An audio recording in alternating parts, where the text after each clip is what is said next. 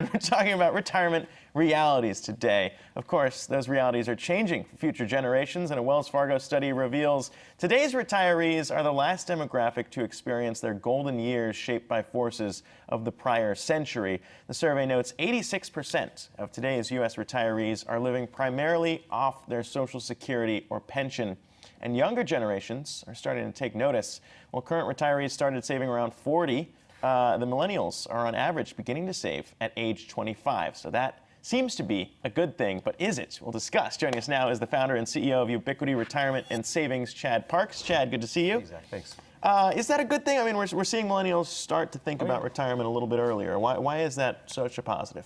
Well, it's definitely a positive because they've seen what not to do, right? And I want to ask Jack, do you have a pension from the NFL? Yes, I do. Yeah. Aren't you glad you have that? Thank God, man. Yeah. So, you know, the reality of our retirement today is what we call the three-legged stool, which is pensions, Social Security, and personal savings. And millennials absolutely are not, as the study says, counting on anything to do with Social Security, nor was it meant to be the primary source of your income. They're never going to see a pension. They probably can't even spell pension. I could spell it. I could spell it. Okay, oops, sorry. I checked myself, so sorry. That's all good. But so the onus is on you, the individual, and the sooner you can start saving, the better off you're going to be because you have time on your side. Yeah. Okay, so I mean, obviously it's a good thing that people are starting to save sooner, but is there any downside at all? Because obviously when you have a pension or Social Security, your own money that you've put in is also either matched or backed by an employer or the government. Right. So what is the negative on me or Zach or another millennial out there relying solely on themselves and their own savings to try to have a nest egg for retirement? Yeah, I think it's the struggle of priorities of your money today, right?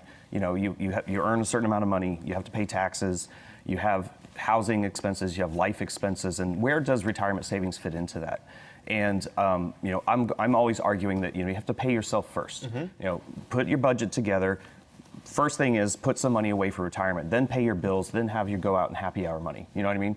But everybody does it differently. Everyone says, I'm going to pay my bills, I'm going to go out and have happy hour, and I don't have any money left to save, right? So there really isn't a negative. And I think you had talked on a few points there too. Like if you're lucky enough to have a plan at your job, do take advantage of it. If there's a match, absolutely, because that's free cheese, right? And if you don't have a match, don't not participate because you have the government match, right? The immediate tax savings, people don't understand. So for every $100 you're putting in, the government's going to slide in 20 bucks for you, you know? And that's real. So there really isn't a downside. What about life expectancy, man? I mean, you look at it, you know, the millennial generation with being so aware of conscious of what they eat, you know, just having all this data, you know, you got to think that we're going to have a life expectancy boom, and especially in our country.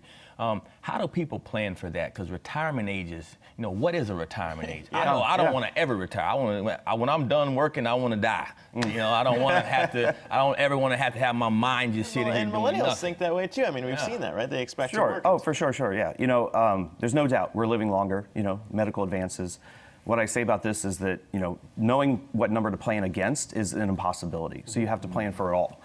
But the idea that we're living longer, our infrastructure, our societal infrastructure is not designed for that. You know, the reason they set Social Security age at 65 was because people died at 65. They were like, no one's ever going to take this. We're good, right? But now we're going to 80, 85. My own grandmother lived to 98 years old.